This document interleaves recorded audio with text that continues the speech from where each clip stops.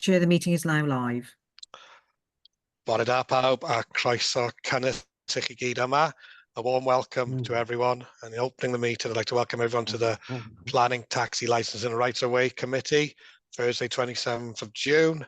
This morning, we are all conducting the meeting online due to circumstances unfortunately beyond our control. So welcome to everyone joining us, online members, officers, and members of the public and press. So item 1 on the agenda, please. Apologies and roll call as gwelwch yn dda, Carol. Thank you, Chair. So, Councillor Gareth D. Jones. Yma. Councillor Adrian Jones. Present. Councillor Tom Colbert. Councillor Tom Colbert. Present, sorry. Councillor Angela Davis. She's not here at the moment, but I will keep an eye open for her. Councillor Deb Edwards. Present. Councillor Claire Hall. Present. Councillor Peter James. Present. Councillor Ed Jones. Present. Councillor Gareth E. Jones. Present. Councillor Karina Kenyon-Wade sent apologies. Councillor Carl Lewis. Not yet.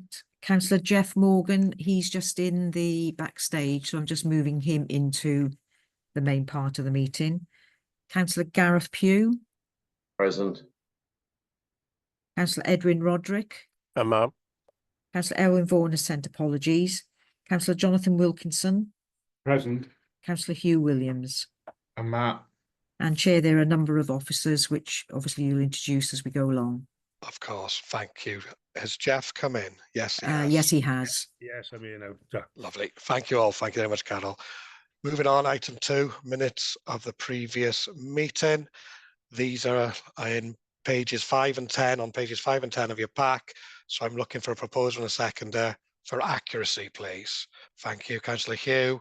Thank you, Councillor Peter. Good. Right, moving on now quickly to declarations of interests. A, to receive any declarations of interest from members relating to items to be considered on the agenda. No. To receive members' requests that a record be made of their membership of town or community councils where discussion has taken place of matters for the consideration of this committee. No.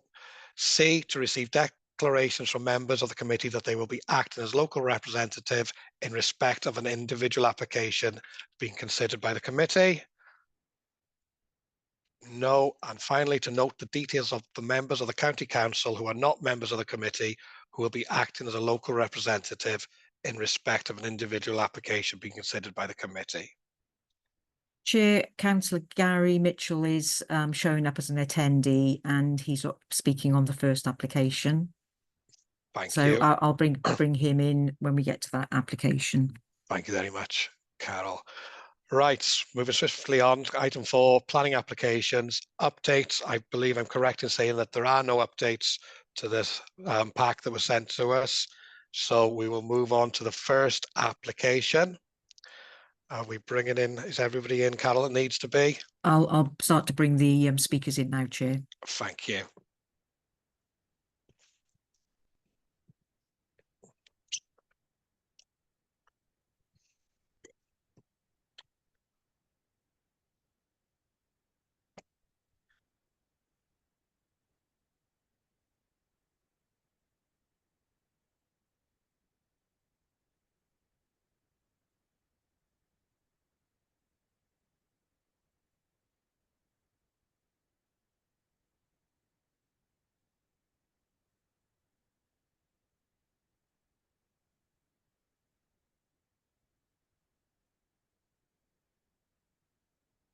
So I brought in Councillor Gary Mitchell. Councillor Gary, are you able to hear us? And also, can you just...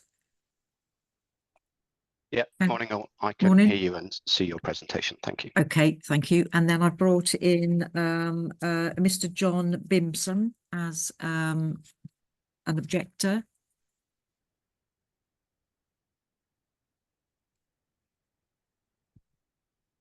You just need to unmute your microphone, Mr. John Bimberson.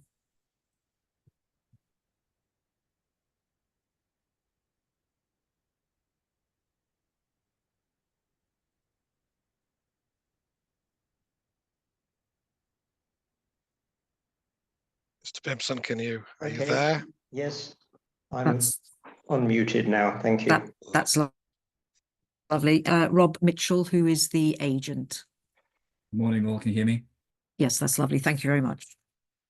Thank you very much, both. Thank you very much, Carol, for the free. Right then, as I said, item 4.2 this morning, 24/0522/FUL.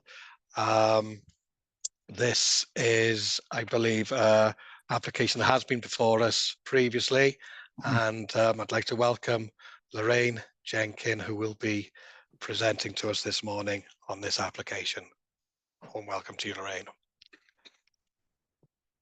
Thank you, Chair. Yes, so this is a resubmission of an application that was refused by committee on the 3rd of April this year.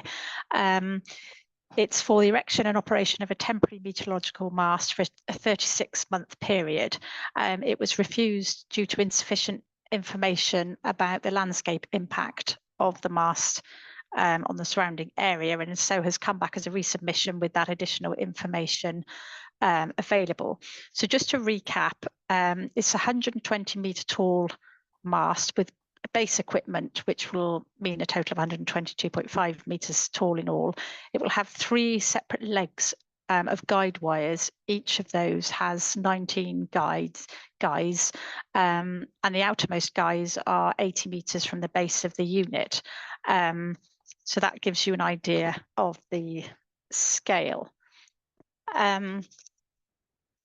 This application was called in by the local member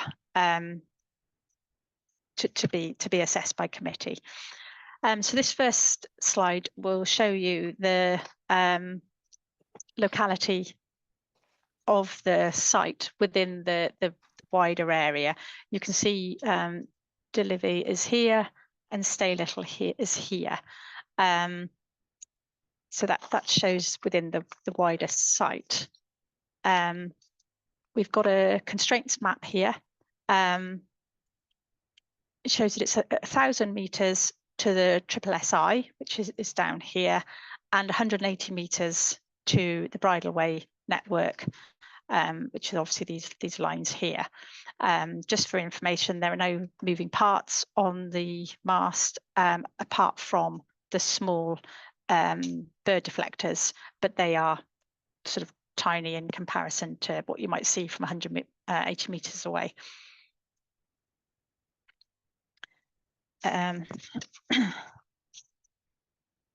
Yeah, so this is just within the wider locality.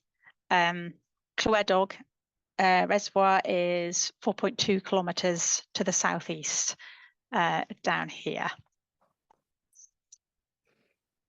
And just again, in terms of constraints, there have been concerns about the peatlands that are these darker coloured sections here.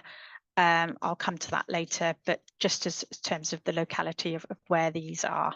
However, that the NRW site shows that the development area does not include areas of peatland.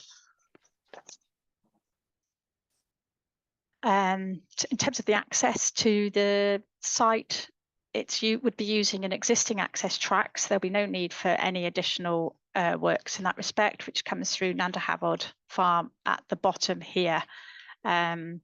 So there are no intentions to carry out any improvements to that. This slide shows the how it will be, how it will look. Again, 120 metres high with a base unit pushing it to 122.5 metres high. These are the legs of the guide wires, each having 19 guys within them and an outermost distance of 80 metres from the base. Just for clarification, there will be no concrete pads or anything like that. The guide wires will be tied in with railway sleepers buried underground, and then at the end, at the decommissioning of the site, everything will be taken away, including these railway sleepers. They will all be removed as well. Here's a bird's eye view of what it will look like again, the 80 metres, just to show the scale of it. There has been a lot of public interest in this site.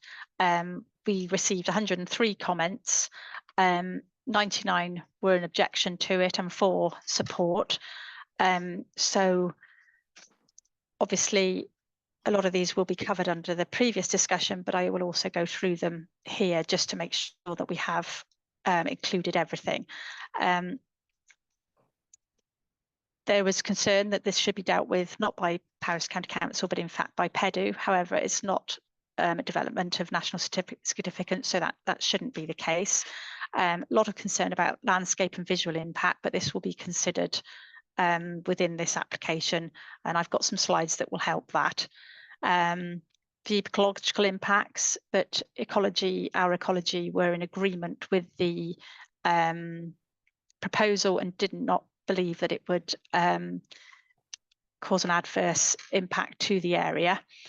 There was concern about the effectiveness of the bird deflectors.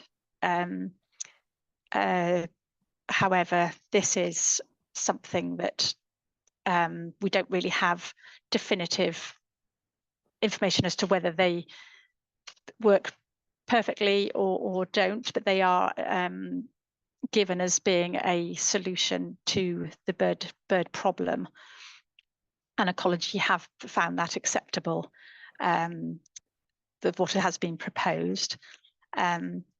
Objections about noise and light pollution. Well, there is really no noise because there are no working parts, although possibly you might have the wind sort of whistling through the wires. There is no light pollution because although the MOD require the mast to have a light for their aviation safety purposes, it will be infrared, so obviously will not be visible for us humans, so that's not considered to be an issue. The height of the mast is obviously an issue, and this will be dealt with in the landscape discussion. Proximity to public rights of way. I mean, there are rights of way in the area, but it's felt that at 180 metres there isn't. It's not considered to be a particularly a great impact upon them. Concern of decommissioning of the mast. I mean, this is a process, and it will we can condition as to how it happens. There is no concrete, so it will be just a matter of digging up those sleepers and removing them. So I would suggest that is something that can be made acceptable. There was obviously a lot of concern about the potential that this actually lead to the subsequent wind farm proposal. However, this is not in this application at this time, and is not something that we need to consider. So there was a great deal of objection to that presumed future application. Concerns just about the location of the wind farm. Again, we can't consider that now. Highways network. Highways were in acceptance of this issue. So we don't consider there to be a problem there. The disturbance of the peat bogs. Lorraine, am I going too fast? Is it appropriate to let some of the speakers speak, or are you happy? Okay, that's fine. Yeah. Are you happy to conclude where you are now? Yeah, if you want me to. The rest were things that perhaps they would be covering. So shall I move on? Shall I? I'm keen for the speakers to have an opportunity to speak, but if you want to summarise where you are quickly now, I will then bring in the speakers.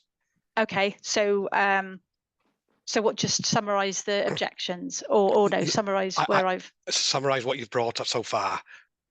Okay. Please. So obviously a lot of interest. The elements that we consider later within the about the landscape will obviously be demonstrated, but I'll leave it now for the objectors to speak, or the public to speak. Thank you very much, Frankie, and thank you for those opening remarks. Can I just also welcome Councillor Angela Davis to the meeting? She has just joined us, but Councillor Davis, as you weren't here at the beginning of the presentation by the officer, unfortunately, you will not be allowed to vote on this matter, just for clarity to yourself and to everyone else. I'd now like to move on to the speakers for this application. I believe we have 3. They each have 5 minutes. And first to speak, please, Councillor Gary Mitchell. The floor is yours, and your 5 minutes is whenever you're ready to start. Thank you. Can I thank the Planning Officer, the Chair and the committee for allowing me to represent the majority of local residents on this matter. Wow, 99 separate and individual objections. That's a huge number. These objections correlate well with a local survey where 83% of respondents object to the proposals from Bute. I also thank Bute and its agents for stating in black and white that this development will have an impact on historic landscapes, national and local landscapes, rights of way and elements of our environment, and also comments from CADU that clearly state the development will have an impact on the scheduled ancient monument. The case officer has stated that you have to decide this as a standalone application, but a report contradicts this, where it says the application process proposes infrastructure that is associated with a potential future development of wind farms. And it goes on to say policy RE1 of the Powys Local Development Plan states that proposals for renewable and low carbon energy development will be permitted subject to the following criteria. The report then contradicts itself by saying the concerns raised regarding any potential future development is not considered to be a reason to refuse. We must remember our LDP has no specific guidance on meteorological masts. And if you treat it as a standalone development, then it is one of significant size in open, designated countryside, 122 meters tall with 3.5 kilometers of wire holding it up, and one that poses a risk to habitats and heavily protected species.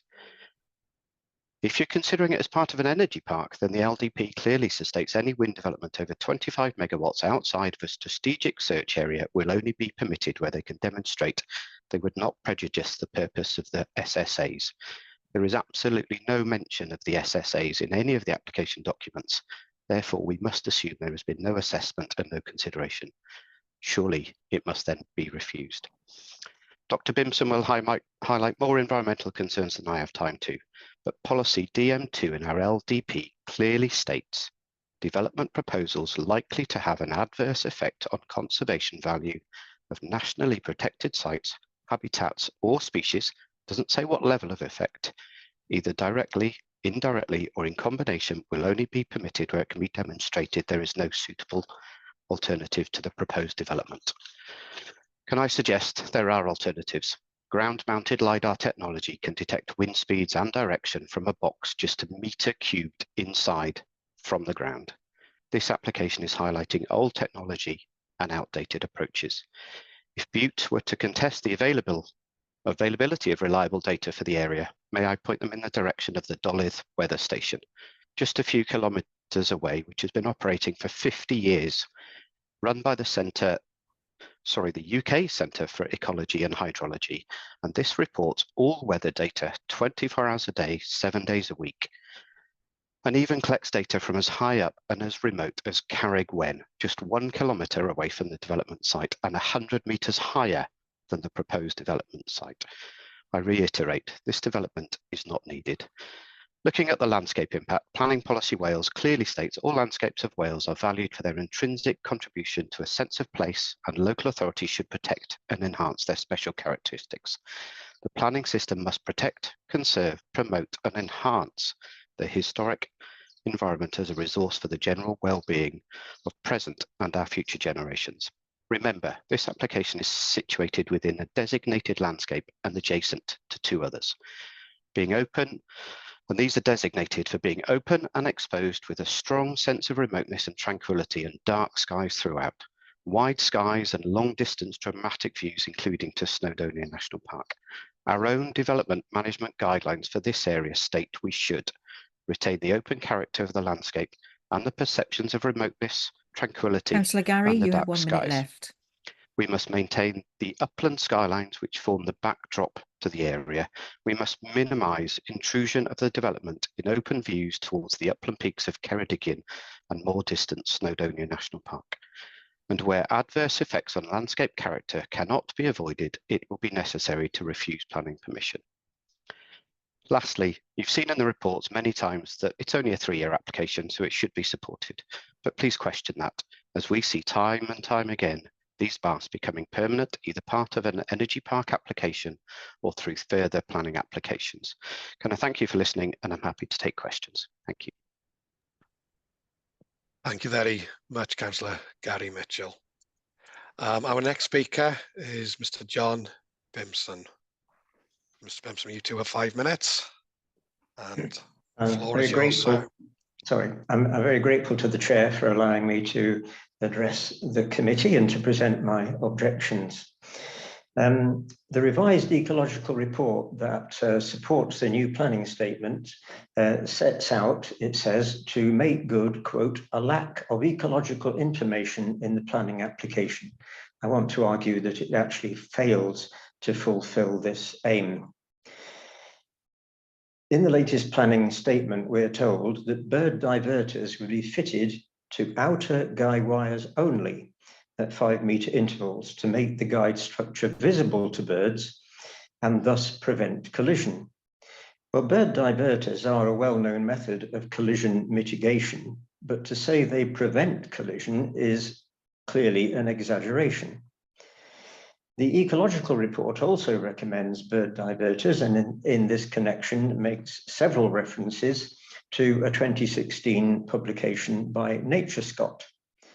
But it fails to mention the following caveat from the NatureScott document, quote, however, there are limitations.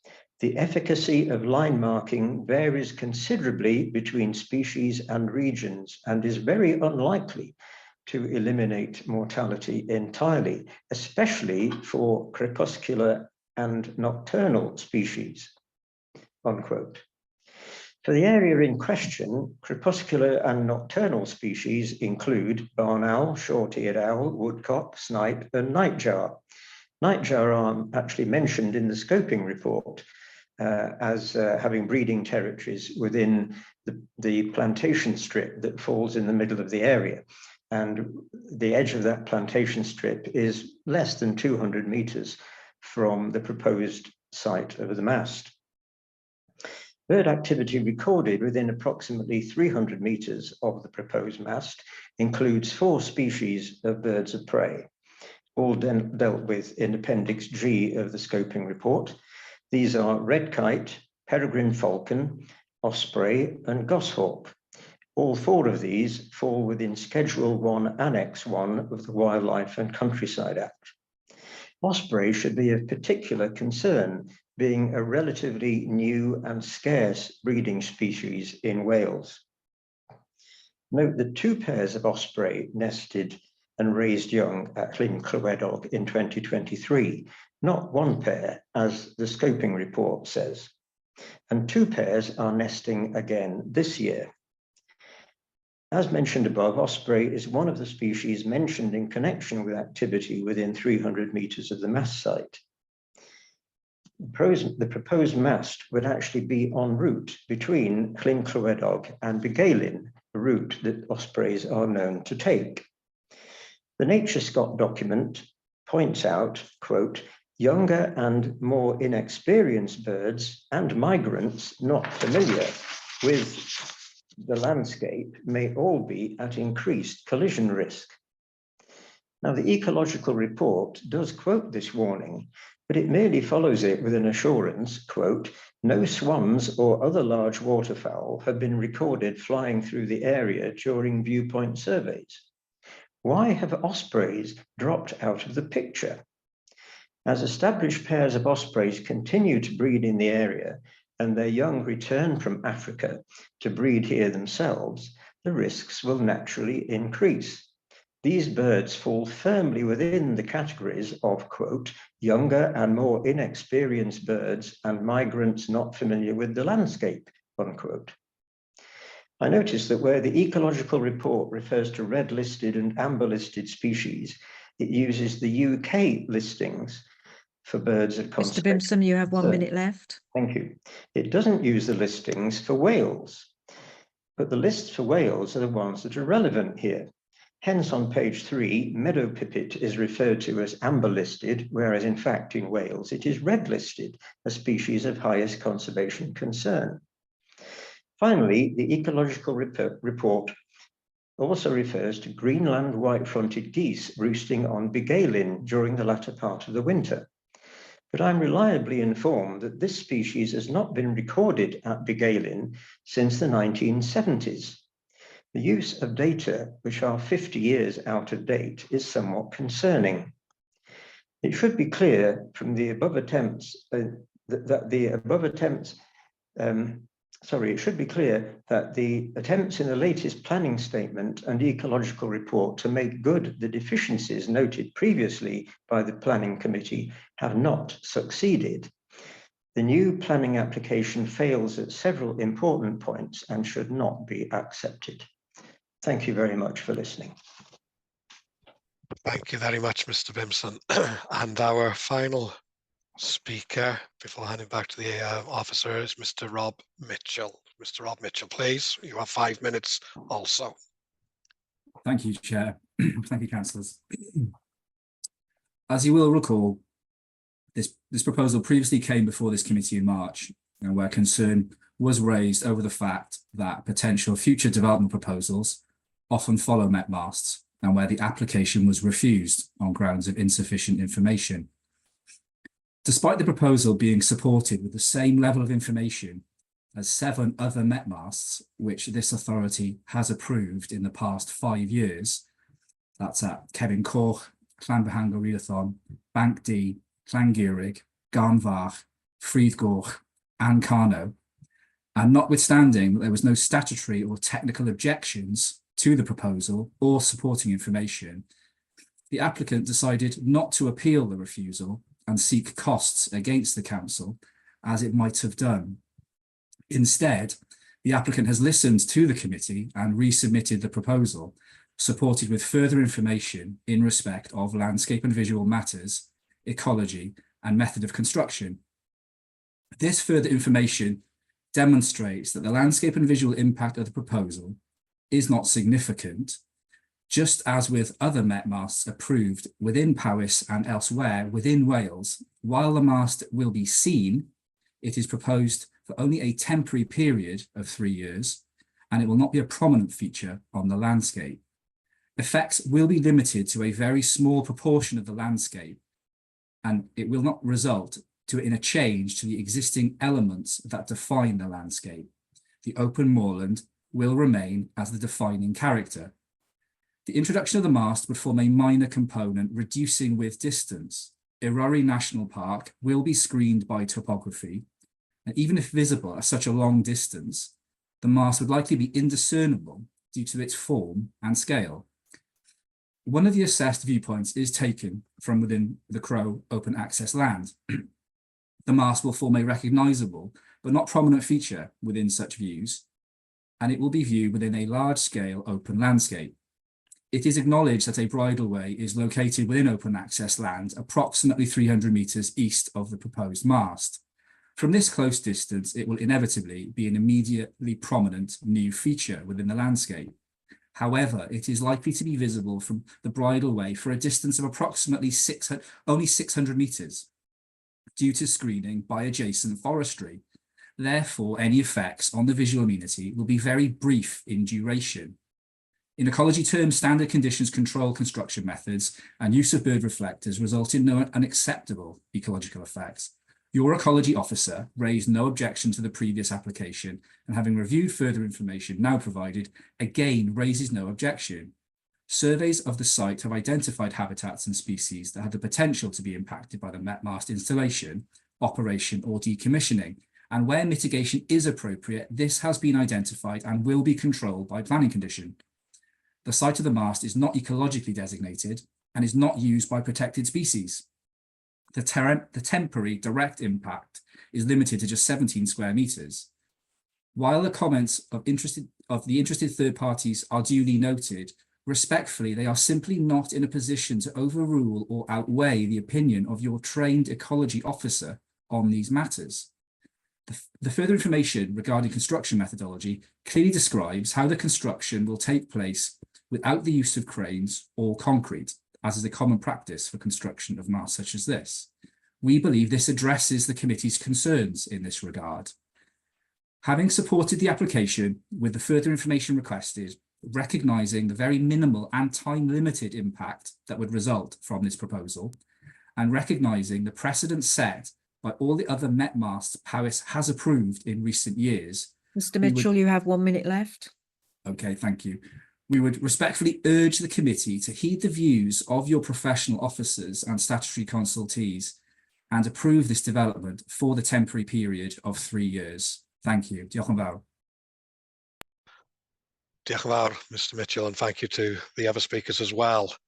Right, we'll hand back now, please, to Lorraine, who will conclude her presentation and take us, please, Lorraine, to your recommendation. Floor's yours, and you're on mute, Lorraine. Thank you. Thank you, Chair. Yes, so I'll now move on to the landscape assessment details that was submitted with this application. So we've been given a number of photos with the mast put in them. It's rather unhelpful to have like a straight line because that's the actual, not the mast. It would be that bit there and that bit there. So this is from the view from Stay Little. Stay Little is, I think, 3.8 kilometres from the site. So that would be the view from Stay Little. The view from Llwyn-y-Gog, we wouldn't be able to see the mast from there. It would be behind that hill. From the Star Inn in Delyfy, again, would be obscured behind this rise here. There was also concern about the tourism implication of the mast, and it would be obscured behind Feddw over here. Now from Cambrian Way and the Glyndwrs Way, obviously national trails, partially visible beyond Bryn y Wyn, and you can just see what it would look like there, and again there. That's the distance from the trail. Llyn Clywedog, again partially visible there and there. So that's the landscape implications and landscape information that was submitted with this resubmission, which takes us to the end of how we have been assessing the application. My notes, and the conclusion that we have come to is that recommendation would be for approval, subject to conditions. Thank you very much, Lorraine. Thank you for taking us to your recommendation. Members, it's over to you. We've come to the recommendation, so I'm looking for the first hand up, please, on anybody wishing to start. Councillor Peter James, please. Thank you, Chair. I'm glad to hear that there's no concrete for the anchorage, but I'm just a little bit concerned on the ecological and the natural upland. You're stating that railway sleepers are going to be used for anchorage. How many sleepers are going to be used, and are they tunnelized?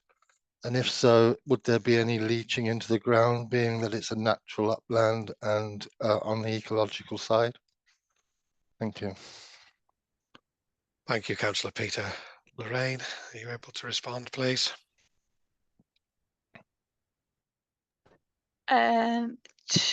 to be honest, I'm assuming it would, if there are 19 wires, but they all go to one. We've got 3 sections there and 3 legs to the guy ropes, the guy wires. So I don't know exactly how many would be within each. Then, oh, Gemma suggested I go to the next one. Okay. Can't quite see. 1, 2, 3, 4, 5, 6, 7. Yeah, so we would have 9. Gemma's just pointed them out, or not whether that would be individuals or groups of clusters of. As for the tunnelization or not, I'm not sure I've got that information, to be honest. We could condition that it just wouldn't be. Councillor Peter, are you happy with that response? There are 9. Yeah, I'm just concerned, you know, being it's a natural upland, we don't want to contaminate with anything really, and I'm just thinking tunnelization over a period of 3 years may leach into the ground, being that there are some little streams and underground water courses. Thank you. Thank you very much. Councillor Edwin, then Councillor Tom, please. Councillor Edwin, and you're on mute.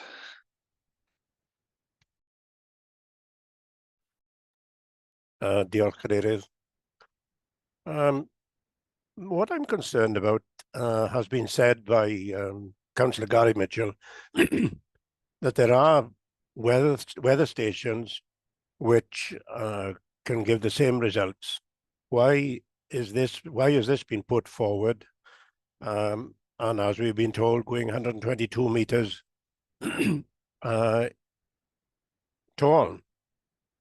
So that part really worries me, really. You know, it's you've got something standing just a meter or two.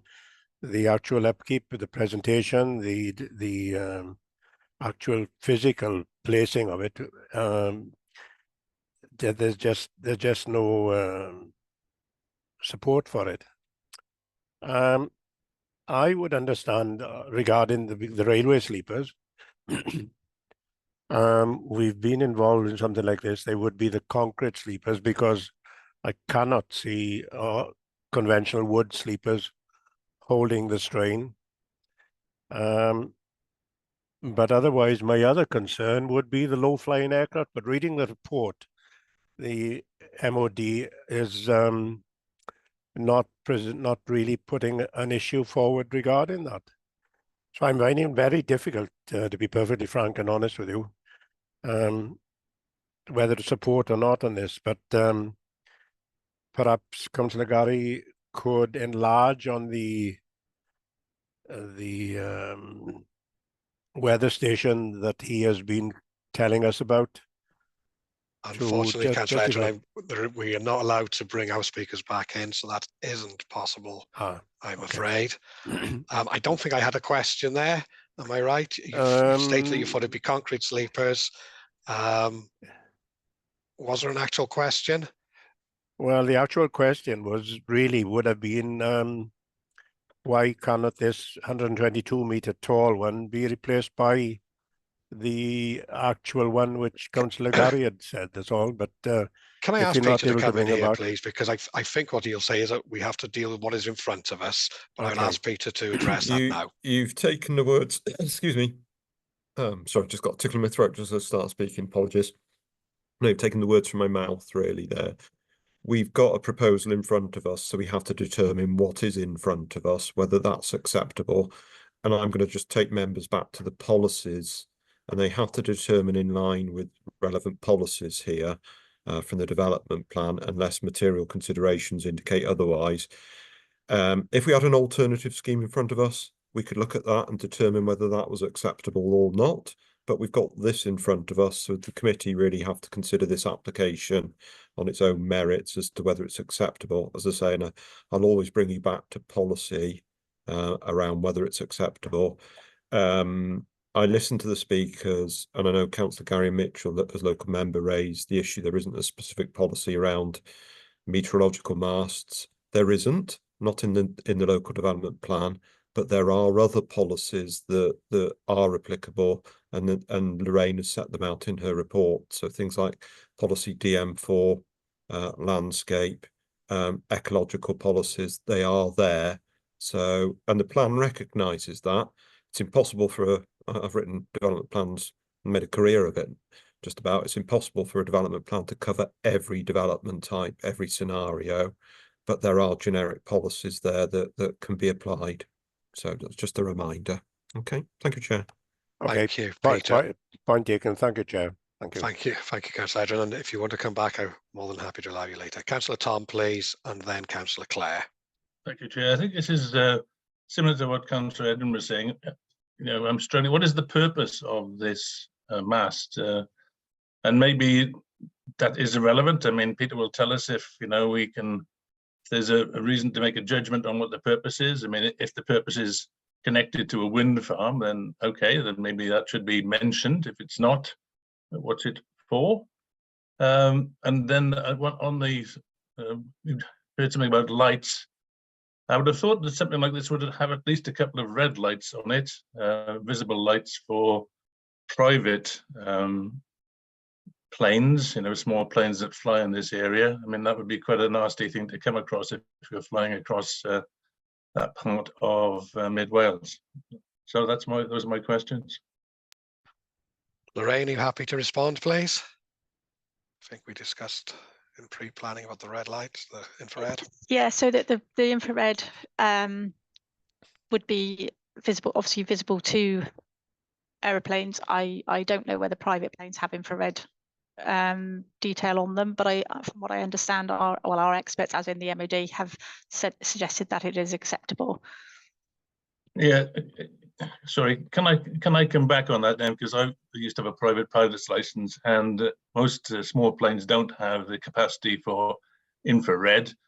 Most masts, if you go down to say Cardiff or whatever and see the mast there next to the airport, they have red lights on them to make it visible to private pilots. You know, something like a Cessna 152 from Shobden Airfield will not have the capacity to pick up an infrared light. And I know that most people are supposed to be flying at about 500 foot above ground level, but you know, people can get lost, especially in these areas, especially if the cloud comes in. I know I've done it myself, and then you get a bit closer to the ground. So I'd have thought that you would have to have some sort of red lights on this mast. Gemma's just suggested to me that's something that we could condition if it were what members wanted.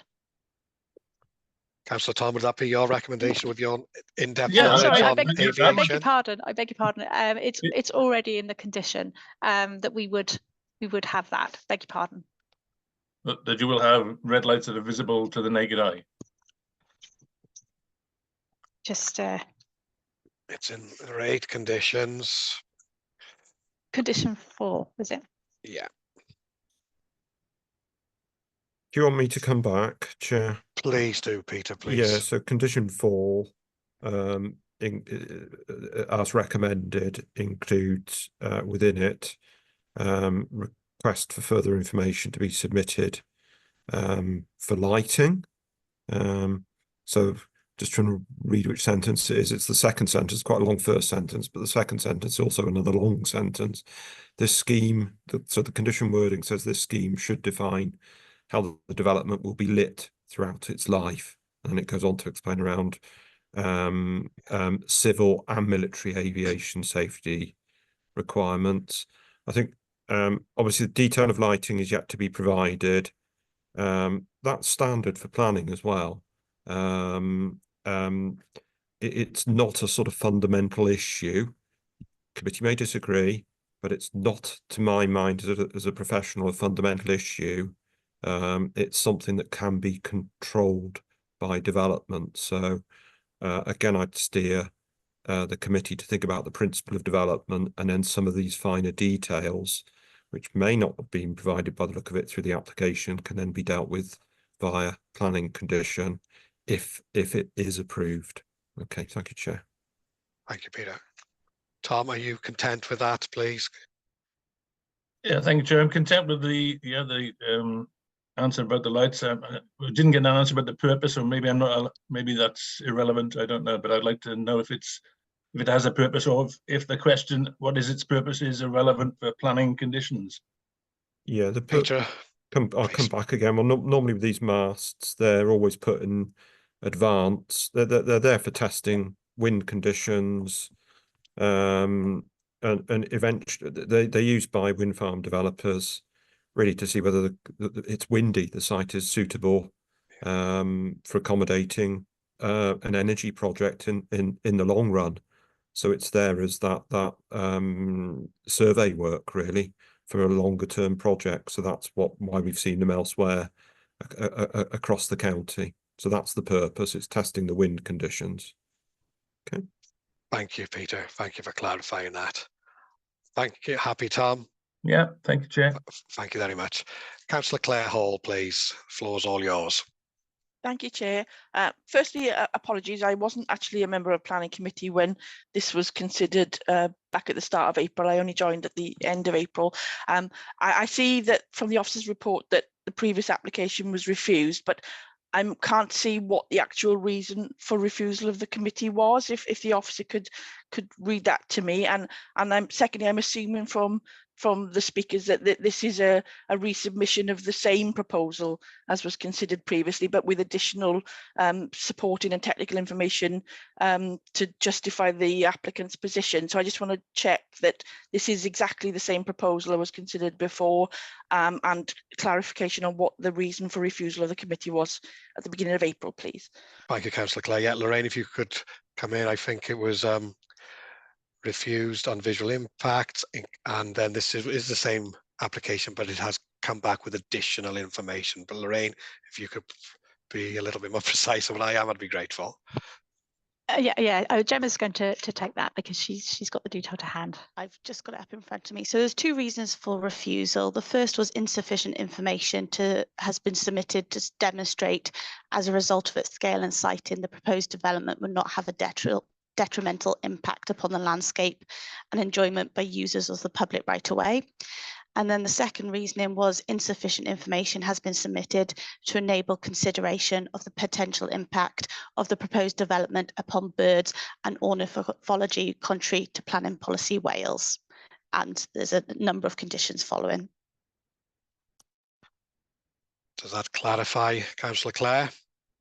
It does. Thank you. Can I come back with a supplementary question Please on that then? Please do. Please do. Yeah, I'm just that's helpful. Great. I understand now. I can't see from the report that NRW were consulted, and I wonder whether their ornithologists had an input to the additional information that has been provided by the applicants. Lorraine, please. Yeah, no response from NRW. But we do have comments from our ecologist who was accepting of the proposal. Sorry, so when NRW didn't submit any comments, or they weren't asked for them? Yeah, we'd have to check that, but we haven't got comments from them. We can check whether they were consulted. Okay. I thought, okay, and NRW not a statutory consultee? We'll just check, see. Okay, I'll leave that with you now for a sec. We'll come back to you. Yeah. We'll come back to that one if Councillor Clare is happy to leave that for now. Is there anything else you'd like to bring up, Councillor Clare? No, that's great. Thank you, Chair. We'll come back to that now, please. If I do forget, please come back in and remind me. Councillor Jonathan, please. I think, yeah, I've got a couple of things. I mean, first of all, I listened with interest to, so I'm just trying to get my video going, but I don't think it's going to work. Sorry, you'll have to listen to me and not see me. I'm sorry, Chair. Not a problem. Yeah, so listen with interest to the two that were speaking in objection to the scheme, and also to Mr. Rob Mitchell on behalf of the developer. I have to say I found the tone of Mr. Mitchell's presentation to us a little regrettable. I felt I was being slightly hectored and at one point even told off as a planning committee member for a decision previously made when we looked at this before, it's not really for a developer to come to a planning committee and imply that we should somehow be grateful that they didn't appeal and pursue costs. It's for us as a planning committee to look at the evidence, as we will do now, independently and without prejudice, and make a decision on that basis. And it's certainly not with a view as to whether ultimately that developer may pursue costs. So I do object to that. I'd like that to be recorded, please. I've got a question for Lorraine. Thank you for your presentation, Lorraine. Mine's regarding the lighting and in relation to protection of dark skies. I understand that this mast would be fitted with an infrared light to warn military aircraft. I presume that's a light that's invisible to the naked eye, but that military pilots would be able to pick on their night vision goggles. Is that correct? Yeah, that's how I understand it. So yeah, infrared would be invisible to the naked eye, but available to Ministry of Defence. But as we were saying earlier, we do have a condition that will require greater information of to be discharged in terms of how the mast is lit. Okay, you know, an invisible light, you know, clearly it's not going to have an impact on dark skies or the environment in the evening. But how would civilian aircraft with pilots not equipped with that equipment be able to see that mast? Well, that's something that we would consider under the discharging of that condition. As we said earlier, that we would need information for that, but that would be a standard condition that would be quite acceptable to a development like this, to have that information at a later date and to have that condition discharged. So how are we? I think under condition 4, Councillor Wilkinson, this states that they will be seeking information from the Ministry of Defence and other relevant authorities to adhere to their safety standards as well. All right, so we just have to take that as read, do we, Chair, and put that to one side, is that correct? I wouldn't say you have to put it to one side. It's a very relevant comment, but I feel that is covered under comment 4 in so much as that we will be seeking professional opinions of the relevant aviation authorities who will address those concerns.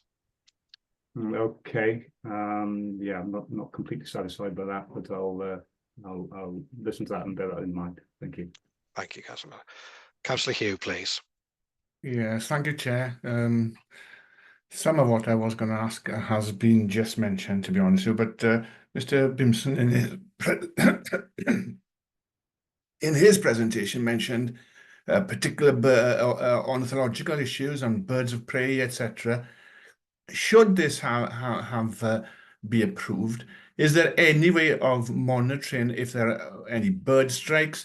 Can that be monitored in such a way that it's brought back to planning in some shape or form if there was an issue that was identified? Who would like to take that? Lorraine, Peter, Gemma, who would like to take that up from Councillor Williams?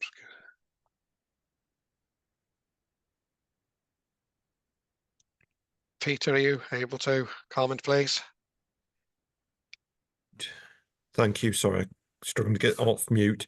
I need to just double check the conditions proposed. What I have been doing, just checking in the background. I'll come back to that in a second. I just checked to see whether NRW did comment. Councillor Clare Hall is correct. They would be a statutory consultee on applications. I've checked this application, could not see that they'd responded. I also went back and checked the previous application and could not see that they'd responded to that either. So that's a decision for them as to whether they should respond. So they haven't, by the looks of it, is what I've seen.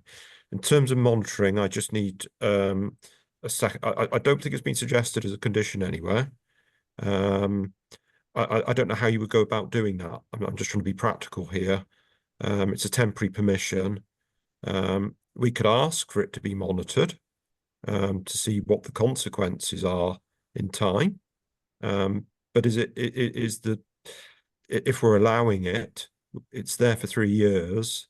What would happen? I just don't see how it would work in practice. I think so. I'm sort of struggling with how that would work, and it hasn't come forward as a suggestion, I don't think, from the ecologist. So I think once the mast is there, it's there for 3 years.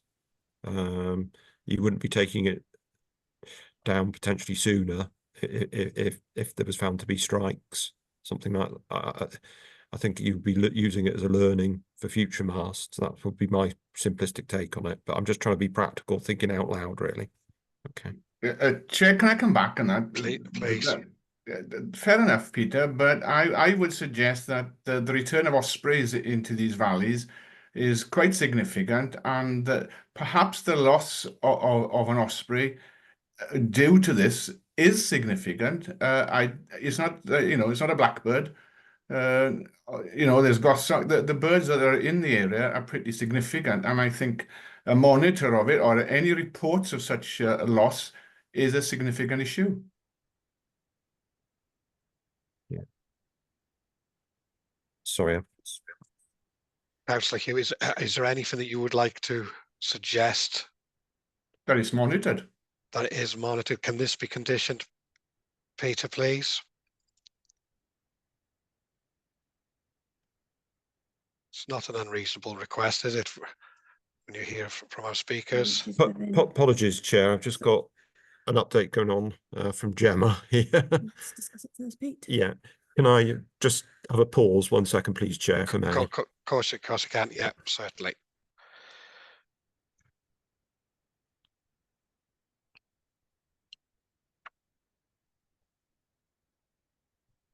This, members and members of the public, is one of the disadvantages of being remote, in that we can't have face-to-face talking with the officers.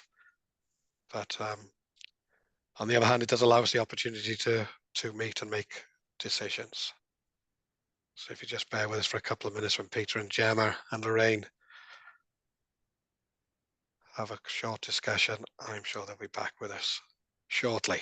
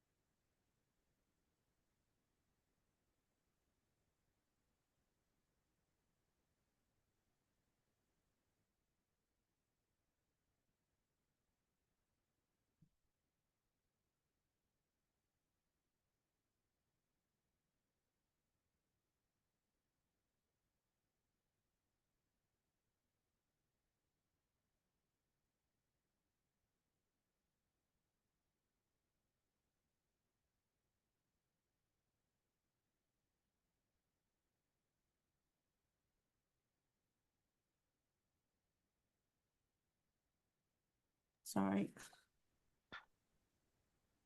Peter, the floor is yours. Sorry, Chair.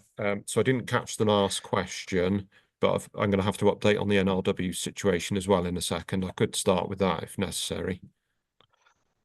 Please start. Let's conclude the NRW one. Yeah. So the NRW one, we've just checked the general there's a set of regulations around who we consult. Given proximity to SSSI, it looks like they are a consultee. They've checked the back office system. It doesn't look as if they have been consulted. So there is an issue there around that.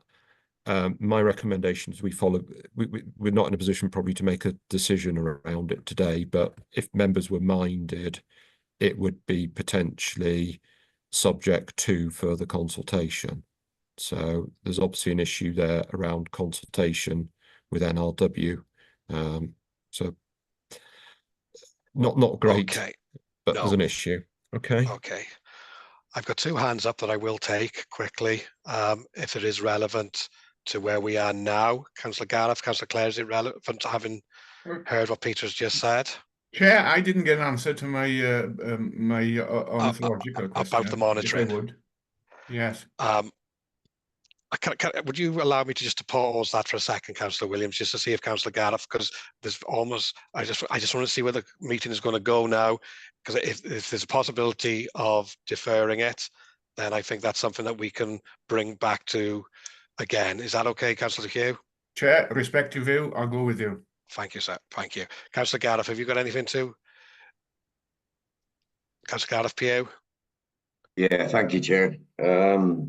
Yeah, it might help in the decision making if it comes back into us again. First of all, I would just like to echo Councillor Wilkinson's comments about the approach of Rob Mitchell. Gun to head doesn't wash with me either.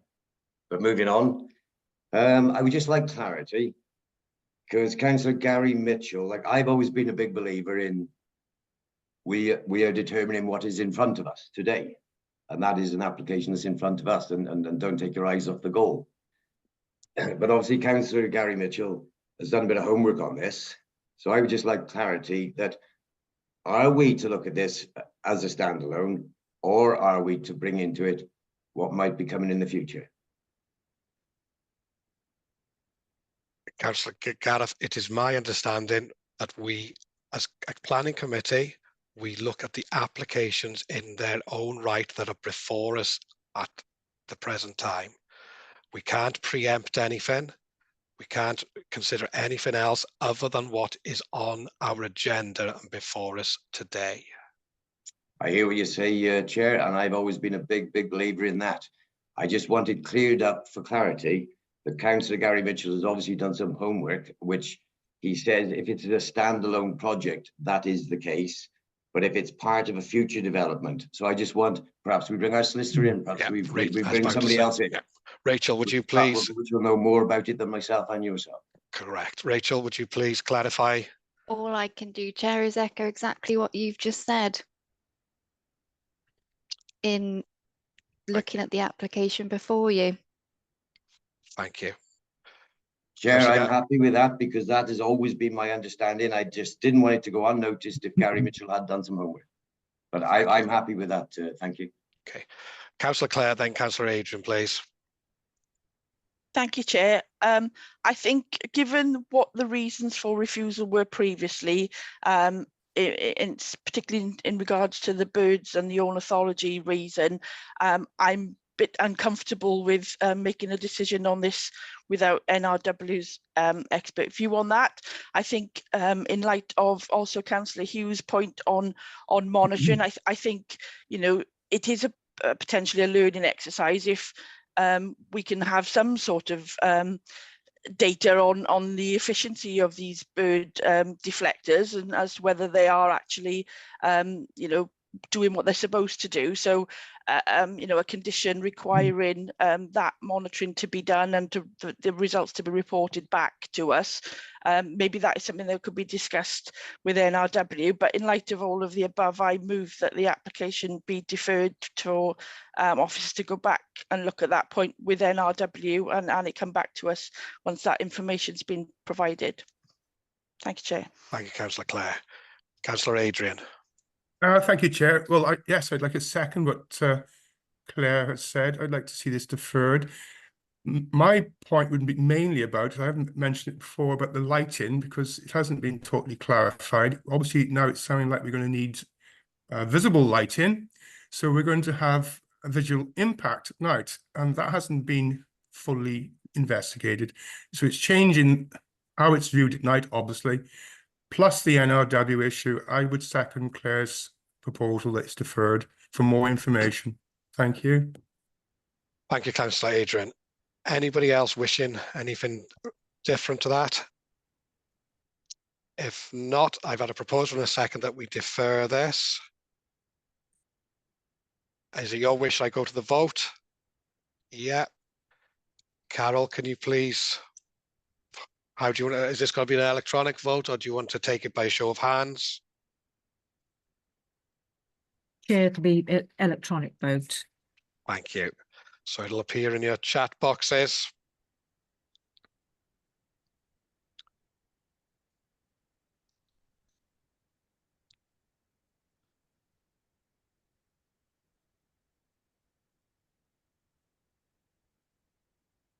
There it is now.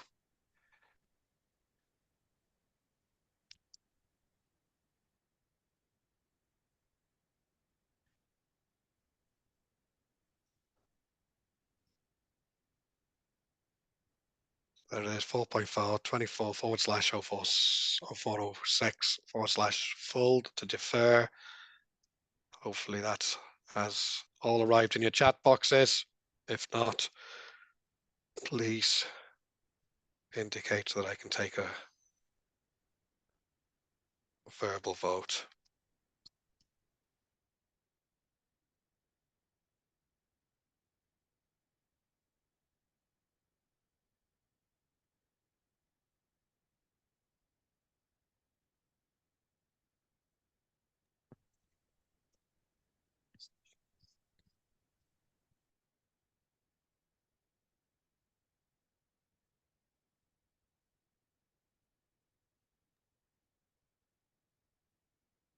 Chair, so we've got 13 members eligible to vote, and 13 have voted for deferral. So that's 0 against and 0 abstentions. Thank you very much, Carol. Very good. Right, application before us this morning, 240522 full has been deferred. Can I apologise on behalf of the planning committee to the applicants that again it has not been decided, but I feel that we have to get everything right. We've got to be open and transparent and make sure that we make the right decisions on all applications, and you have my word that we will move at speed to get this application decided at the earliest opportunity. Panel, I'm with members, I'm with you now. Would you like a short comfort break? Are you happy to move on? Councillor Gareth? Yeah, just very quickly, Chair, I'm aware that there's other applications in for such similar proposals, and the good office has also checked that the NRW have been asked to comment on those other applications that are outstanding as well. Valid, very valid, Councillor Gareth, thank you. Members, what's your wish? Do you want a 5-minute comfort break? Are you happy to move on to the second application with us this morning, second of 3? 5 minutes, please, Chair. Pardon? 5 minutes, please. 5 minutes. Everyone happy for 5 minutes? So we'll come back at 12 minutes past 11. Thank you. And just to remind members that the live broadcast will continue. Thank you.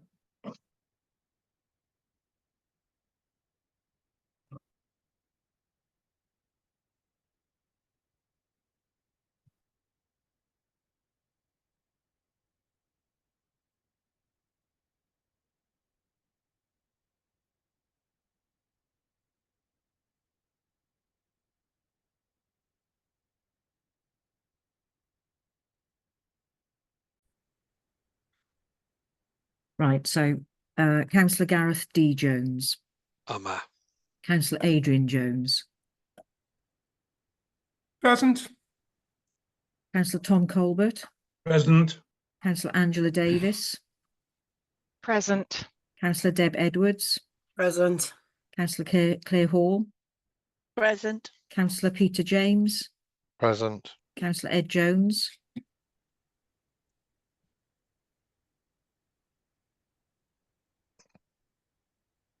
To the moment. Councillor Gareth E. Jones. Present. Councillor Jeff Morgan. Present. Councillor Gareth Pugh. Present. Councillor Edwin Roderick. Councillor Jonathan Wilkinson. No. Councillor Hugh Williams. So it's just Councillor Jonathan Wilkinson and Ed Jones that we don't have back, Chair. Shall I give them 10 seconds so they don't miss out on the next one? Councillor Jonathan, Councillor Ed, are you joined us back yet?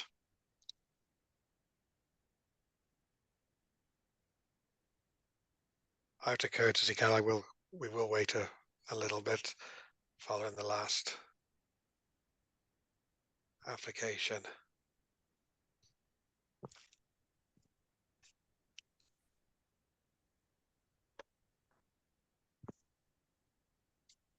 Councillor Ed, Councillor Jonathan.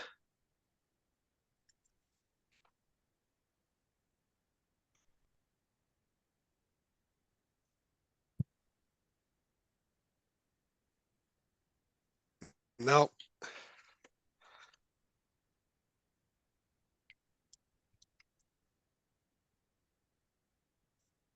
Councillor Ed. Councillor Jonathan Wilkinson. If not, we will make a start. Hopefully they will join us. I'm back. Oh, lovely. Councillor Jonathan's back. We will make a start now. Application 4.3 is not before the committee this morning. That has been withdrawn. So we're moving swiftly on to 4.4, 23//1948/FUL, former Gungrog school site, Gungrog Road, Welshpool, Newtown. Can I bring our solicitor in, please, first, Rachel, as this is an application by Powys County Council. So Rachel, if you'd come in here, please.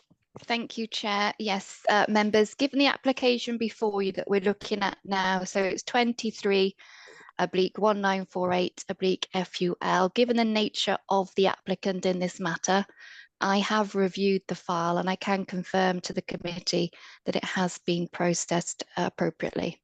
Thank you, Chair. Thank you very much. Councillor Ed, have you back with us? Yes, I'm here. Yeah. And John, happy, Carol? Yes, Chair, that's lovely. Thank you. Lovely. Thank you both. Thank you all very much for bearing with us. Right. So this application, I think, again, has been taken by Lorraine. So Lorraine, the floor is yours, please. Thank you, Chair. Okay, so this is the former Gungrog school site in Welshpool. It was a former primary school that's been empty since 2017 when the larger primary school in Welshpool took over. It was put on the asset register as being available but without any takers, aside from giving part of the land to the medical centre for a car park. It's now becoming a bit of an eyesore. It's been broken into and becoming a bit of a problem for the area. So it has now been proposed that the school is demolished and there is a redevelopment to 16 bungalows, all of which, and associated works, all of which will be affordable housing. It's been brought to committee, obviously, as it's a major application and the land is owned by Powys County Council.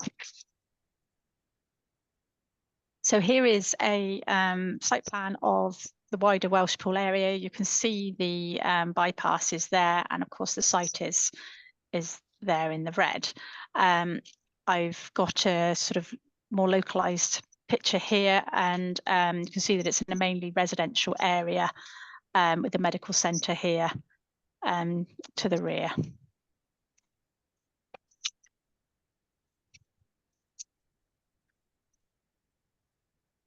So the green outline is obviously the former footprint of the school. Excuse me. This is the main body of the school. There were also a couple of porta cabins around. That was a later building, I believe. So you can just see the wider site with a playground, bit of a car park area. So that's the former footprint.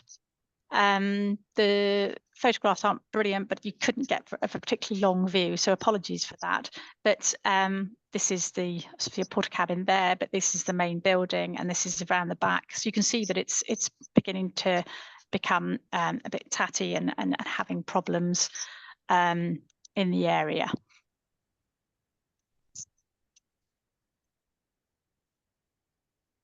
So this is the plan that has been submitted. There would be 16 bungalows, 12 one-bed bungalows and 4 two-bed. This is been worked out following an assessment of the needs for affordable housing in the area.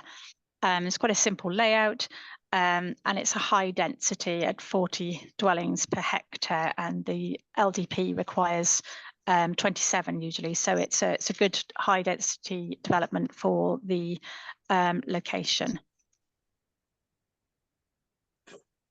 So in the wider locality, there is a mix of housing styles, sizes and designs. So there's not particularly a local vernacular. However, what has been proposed is a mix of 2 brick types. Pretty simple design, bit of detailing here with the porches and solar array on the roof. They will all look the same, aside from obviously the 2-bed ones, which will be a similar design but slightly larger.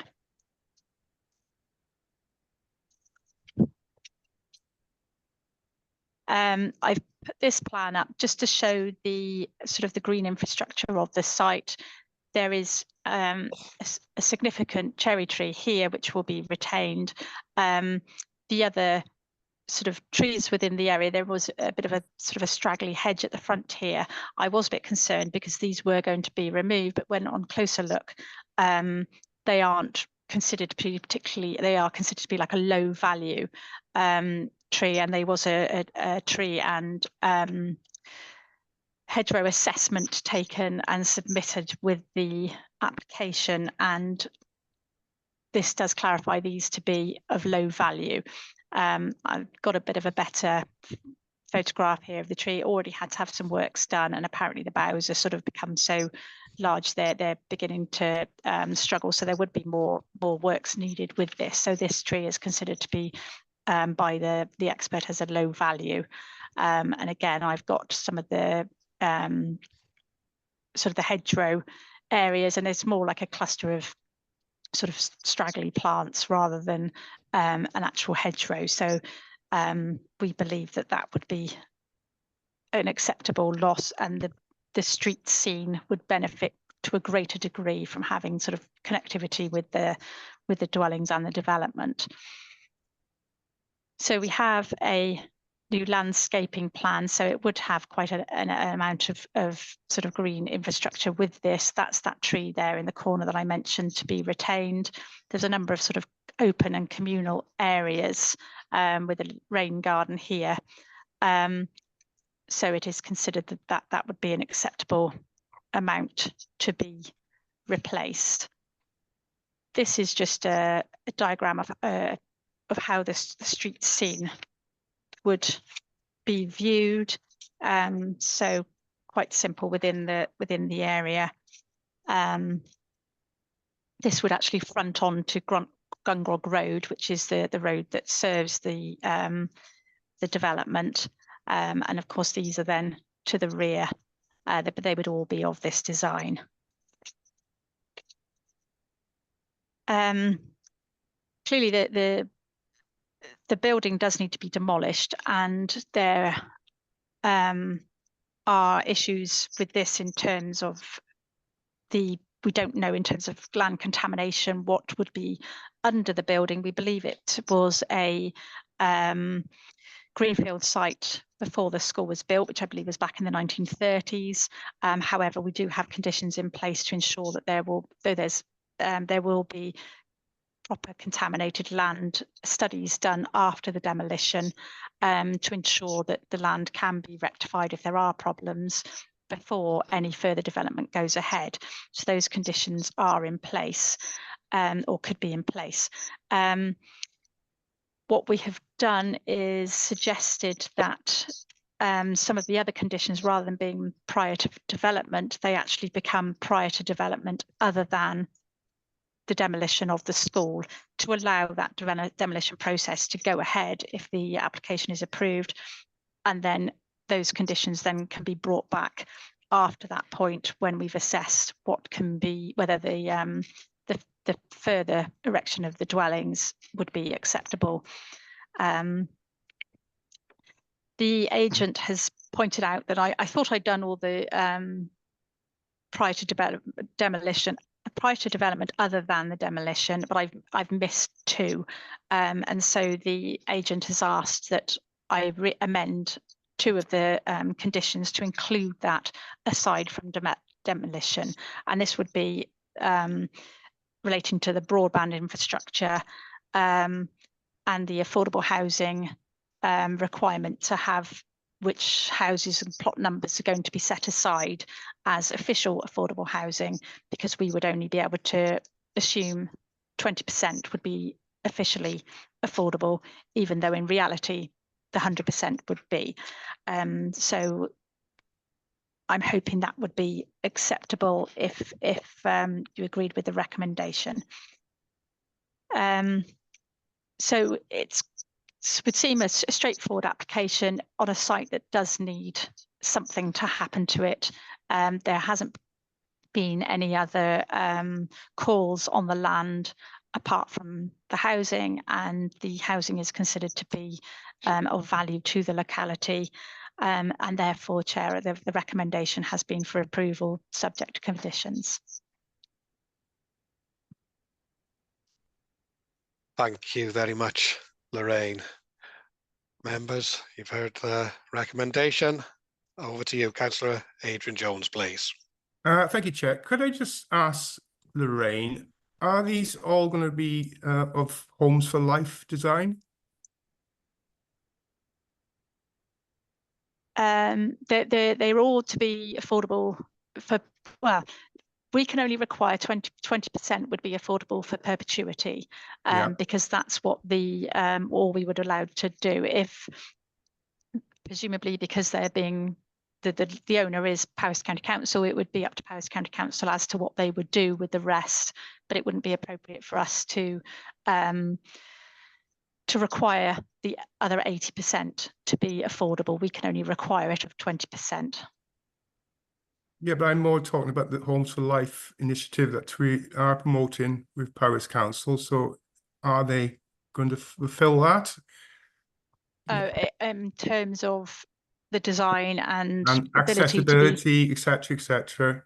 You know. Well, we're just considering what is in front. I mean, okay, yeah, that's fine.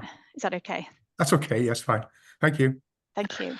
Thank you, Councillor Adrian. Councillor Gareth Jones, please. Yeah, thank you, Chair. And at the time, I'm ready to propose this, that we accept the office recommendation. But one quick question is, could the committee actually put a condition that all the 16 properties are affordable long term? Lorraine, I think you just answered that, Lorraine.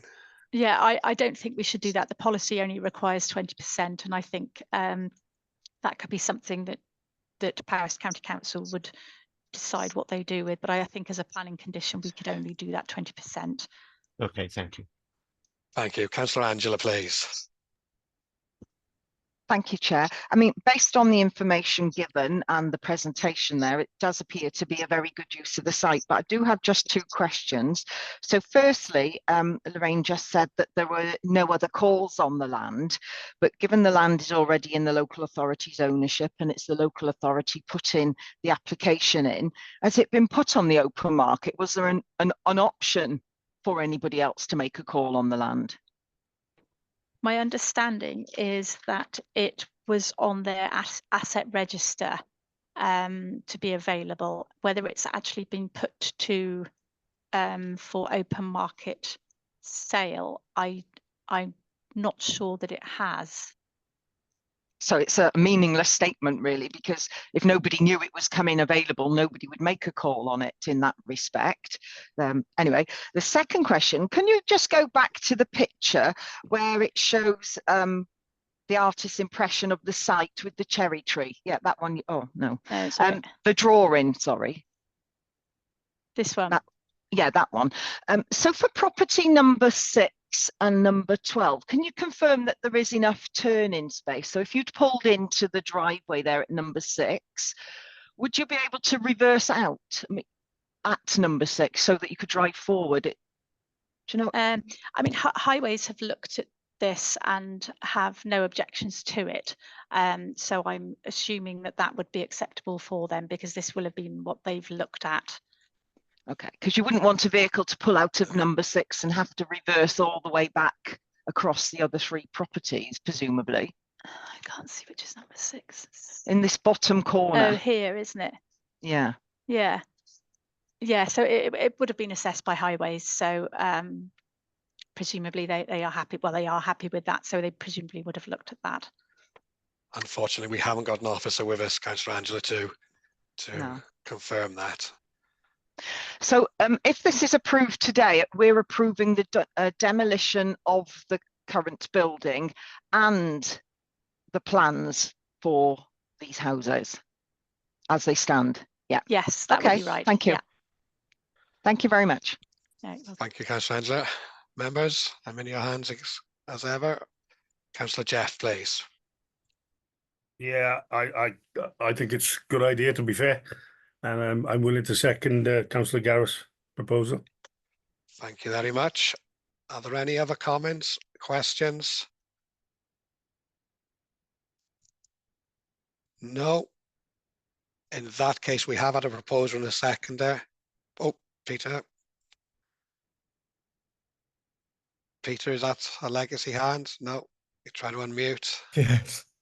Sorry, it's really slow. Just really want clarity from Lorraine around the conditions that she wanted to amend. So if there is a recommendation to approve, I just want clarity that we know the exact wording of those conditions. So Lorraine, I'm going to have to ask you to come back and explain if that's all right. Okay, it's because just the condition numbers. So it would be number 3, which is relates to broadband. Number 7, affordable housing. And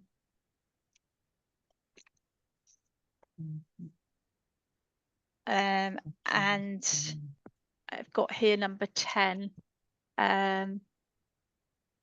Yes, because no, not number 10. Yes, number 3 and number 7. Okay. Is there wording that you've got, Lorraine, or is Oh, beg that something your we can delegate down? So it would be prior to commencement of development, aside from the demolition of the former primary school, and then the continuation of that condition. Okay. Okay. Yeah, so you're actually requiring another application to be a discharge application to come in. Okay, that makes sense. Okay, Chair, I'm happy with that as long as committee understand. Recommendation will be subject to condition amendments as well. Can I ask Councillor Gareth and Councillor Jeff if they are happy with it, that their proposers and a second remain with those variants to the conditions? I'm happy, Chair. Thank you, And Councillor me, Jeff. and me, yeah. Thank you. Before I move to the vote, Councillor Angela, is that a new hand? Just a tiny matter for clarity. Is Lorraine aware that we don't have a condition 5, so it goes 3, 4, 6? Right. So maybe the numbering of the conditions just needs to be. The 5 that I can see. Have you got a 5? Yeah, there's For what them- it is no gap between. I beg your pardon. So, oh no. No, number 4 is the measures included in the plans, and number 6 is the surface water. If I'm reading it correctly, it's just a numbering issue, isn't it? Yes, yeah, you're right. I beg your pardon. I've got a 5 reason, but I haven't got a 5 condition. Yeah. I will make sure that is corrected. Yeah, I Carry just on. say again, it's an editorial change that just needs Yes. a correction at the end of it. So well spotted, councillor. Yeah. Okay, thank Okay. you. Thank you, Councillor Angela. Good. Well, we've had a proposal and a seconder. Carol, are you happy, please, to put the vote in the chat box?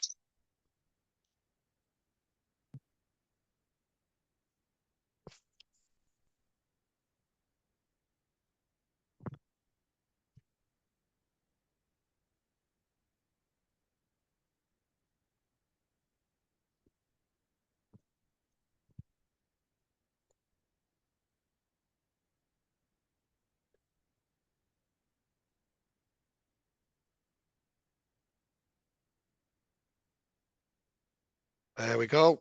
Just appeared.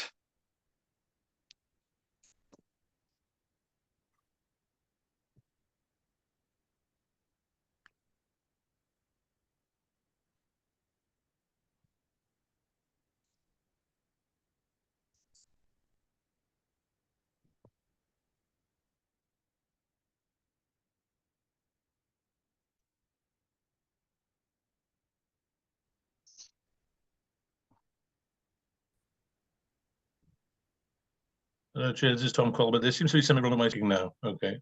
No. No. I think there's a couple of gremlins Yeah, going sorry, on. it's Yeah. yeah. It's done it now, yeah. Councillor Clare. Mine's not opening. Very slowly. Thanks, Chair. I've got no problem voting, but I just wanted to highlight off the back of Councillor Angela's spotting of a missing number. I think condition 11 is missing as well. So just for officers to check the numerical order of the conditions in the main. Sorry, thank you. Thank you, Claire. Thank you for that. How are we getting on, Carol, with the votes? I know I have Councillor Peter James sitting here with me, and he's not been able to vote, and he wishes to vote for the officer recommendation. Okay, thank you, Chair. So I've had 11 votes on the system. So Yeah, I can't vote. I'm for, so but I can't get on the system. Councillor Tom Tom. Colbert, yeah. Thank you, Councillor Tom.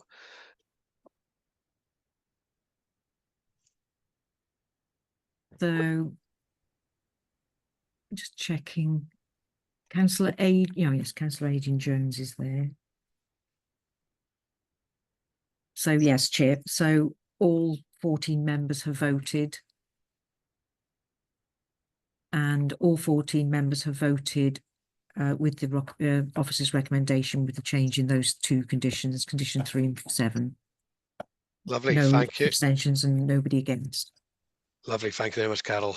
That means its application has been passed as with officer recommendation. Thank you very much, Lorraine, for your work. Thank you very much, members.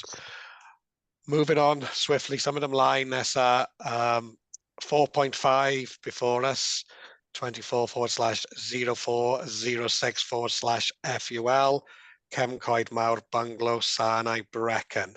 And again, can I ask Rachel, please, to give her comments on this, as this is an application made by someone who is related to a member of, to an officer within Powys County Council.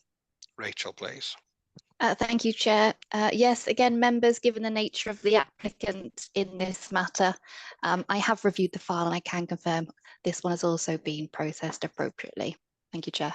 Very good, thank you very much. So I think I'm right in saying that Rachel, sorry, Emma Jones is taking us through this one. I can't see you on screen. Are you there with us, Emma? I'm here. Yeah. Great, lovely. I don't believe there's any speakers on this one, so Rachel, the floor's all yours. Rachel, Emma, thank you. Good morning, Chair. Good morning, councillors. Okay, so this is the formation of a private riding arena and associated works with that. The first slide is an area where the application site is. You can see that it's basically surrounded by open countryside, with the Sarnau being the nearest village in the bottom right hand corner of the slide. So it's quite a distance away from most settlements and things. The next slide shows the actual location of the site, which is quite a heavy grazed field already, with a slight slope from the north to southeast. And this is a detailed slide of the arena. It's 45 metres by 25 metres, how it covers the slide. The yellow section is the area of cut and fill to make the arena flat, and it's going to be seeded with wildflower meadow mix. And this is just a slide showing the amount of cut and fill that is actually needed. And it's 2 metres tall at the highest point, but generally less, so just to give you an idea of scale on that. And there's going to be a standard post and rail fence surrounding the site, so this is a detail of that. Okay, this is a constraints map of the site, and the only real constraint that came up was the field drain to the, as you can see it from my mouse in here. Basically, it's unclear on the location plan exactly how far away it is, but you can see from the next slides that it's nicely fenced off. So in terms of micrositing, I think it's not going to be an issue. So then the next slides I've got are just some views from inside the site facing outwards. So you can see it's actually quite a nice end of valley site, slightly sloping, with no views into it from any public spaces, any rights of way or dwellings at all. So this is facing northwest. This one is facing west. This one facing southwest, and then southeast. You can see the entrance to the site and the associated dwellings, and then some barns in the distance. There's a very dilapidated barn and another one that appears to be unused, though it's got a nice closed roof on it. It's not facing the development. So that's really all I have. Very good. Thank you very much, Emma. Thank you for your presentation. Members, who wishes to comment first? Thank you, Councillor Adrian. Thank you, Chair. Could I just ask Emma, there's a cut and fills mentioned on the site. Could we make sure that topsoil isn't removed away from the site? Because if it needs to be reinstated, it's very important that it can be in the future. I would have thought we could condition that topsoil is not removed from the site. I would like that. It is important because you know, things do change in the future, and people might want to get back to a field, but the soil could be taken away theoretically if we don't condition it. Yep, we can put that in as a condition. Thank you. Thank you, Councillor Adrian. Councillor Gareth Jones, please. Yeah, thank you, Chair. Like the last one, I'm happy to propose this, but I got one question around condition 3. Right, and I just want to know, how is that going to be monitored and ensured that is met over the time? Which one's condition 3? Condition 3 is one around saying it's only be used by the owners of the property. Okay, that one's been requested by Highways because it's quite a long private drive and it's quite a narrow track up to it. In terms of monitoring, I don't know, perhaps Peter, can you help me with that one? Please, Peter, thank you. Yeah, it's to ensure obviously that there isn't high volume or high usage of traffic up to the site, so not used for commercial purposes. If it was to be, I'd expect somebody to report that as an alleged breach of that condition to us, and then we'd have to obviously investigate. So we'd pick it up that way, but it's there to really just stipulate, don't use it for commercial purposes. Okay. Sorry, and just to follow, what's your definition of a commercial purpose? So if the owners of that property have a horse that they break in, etc., and then sell, that's a commercial activity in my mind. Yeah. No, so it's more preventing the use of the site as a commercial livery or a schooling yard, so they have visitors attending the site. So it'd be the actual commercial operation of a property. Of a commercial use from that site. If they were just using their own horses, then they obviously have a right to sell them in the future if they choose. Okay. I just think that I understand why Highways have asked for it, but I just think it's almost one that's almost impossible to impose and condition.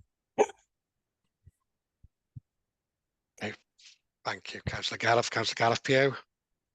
Thank you, Chair. Just going back, I think we just quite hastily attached a condition to this application without giving it any thought at all, leaving the soil on site without working out how much soil is there going to be. This could be one massive mound of soil. And are we not setting a precedent of any other development to leave topsoil on site? I think that needs a lot more consideration before just saying, I'll add the condition. I wouldn't want to add that condition to any development because of what is it going to do to us in the future.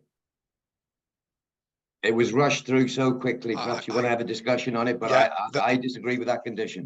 I know what groundworks are like, and I know when you dig soil, it bulks up.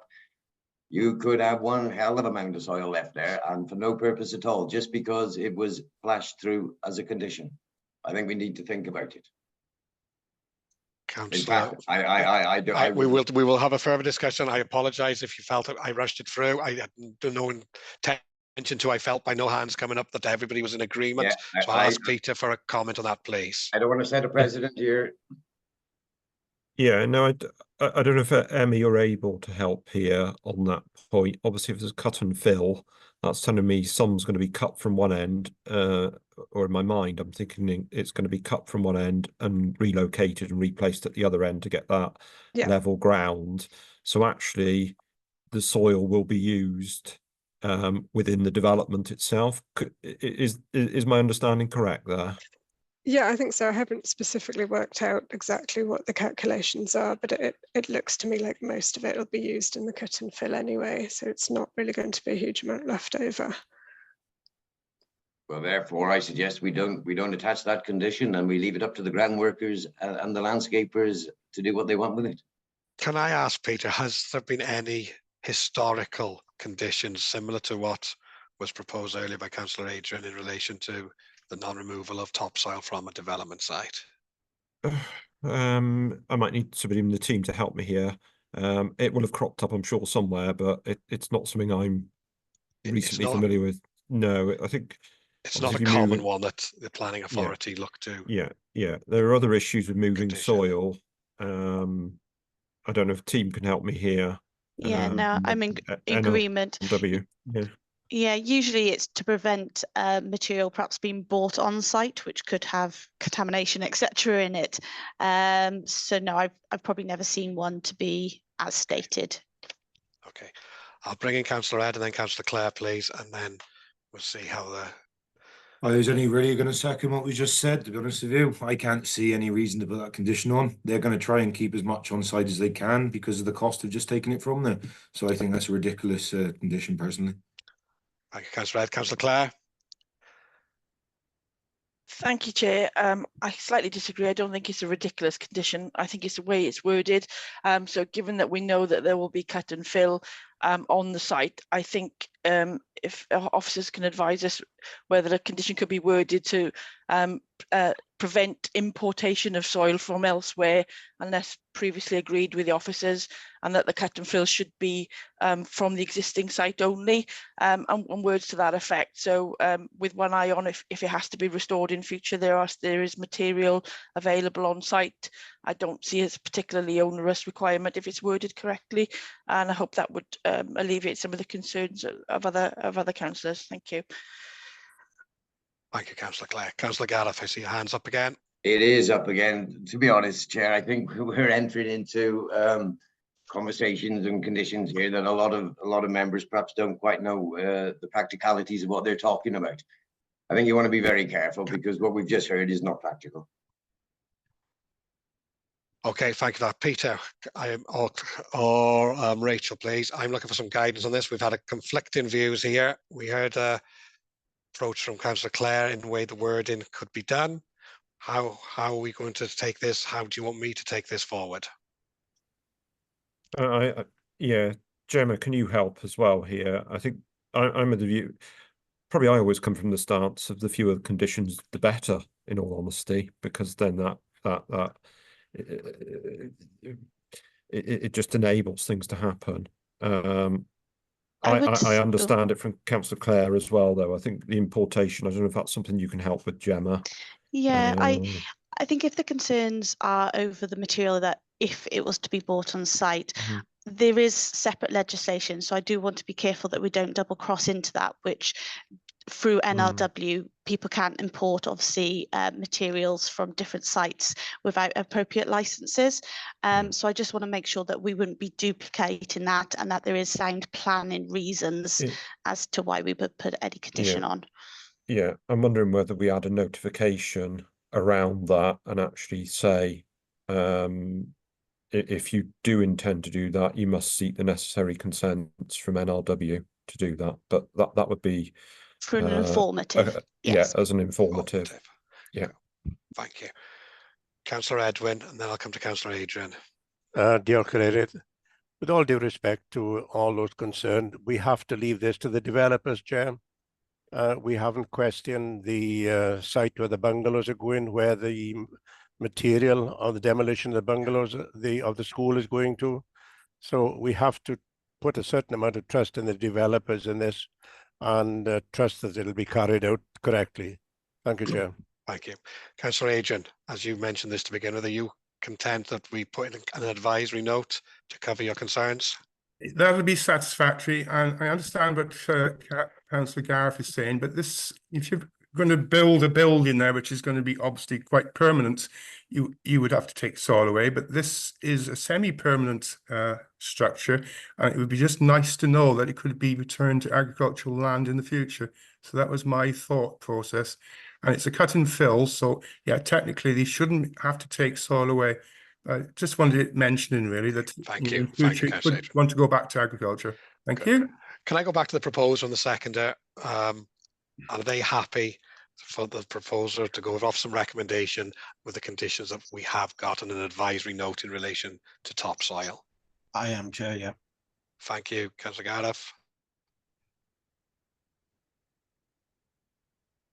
Sorry, Chair. Yeah, I don't think we should condition any of this groundworks, because we hear the word cut and fill, cut and fill. Well, you're not going to fill with topsoil because that's going to sink. I think you're just entering into. I think Councillor Gareth, I think we've got to that stage and we're not going to put a condition on it. And I was just checking with the seconder that they are content with that decision. I don't know who the seconder was, but I'll happily second it. Thank you, Councillor. Thank you, Councillor Ed. Any other comments at a risk? No. In that case, Carol, could you be so kind as to put it up, please, in the chat box for the application? Chair, can I just check? Councillor Tom Colbert's been dropping in and out, so he hasn't heard all of the discussion. And then Councillor Peter James. Councillor Peter, you did go into the backstage at one point, so I don't know whether you heard the officer's presentation fully. Let me start. I've been in and out, so I've missed most of it. So I'm going to absent myself from this particular item because I haven't heard it. Yeah, that's fine. Councillor Peter. Councillor Peter. I'm willing to stand down as well because my computer was going in and out. Yeah, that's fine. That's lovely. Okay, thank you. So yes, Chair, I can go and pull the voting slip up now for people. Thank you very much.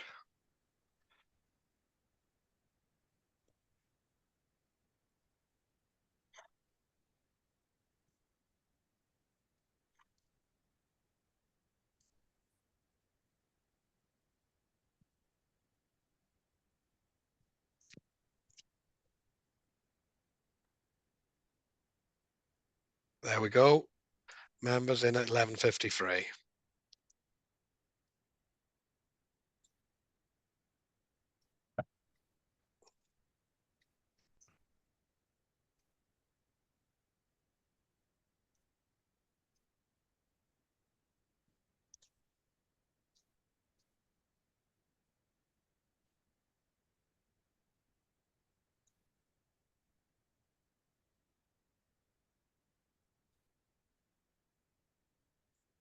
That's a waiting, Chair. Just so I can hear feedback. Emma, do you want to take the presentation down, please? Yeah. Okay. So, Chair, we've had 12 votes, 12 members able to vote, 12 voted for, none against and no abstentions. Thank you very much. So 24/0406/FUL has been approved and gone with officer recommendation. Thank you very much, Emma. Thank you very much, members. Right, moving on, item number 5 on our agenda still this morning, to receive the delegated list. Members, this is on page 119 to 146.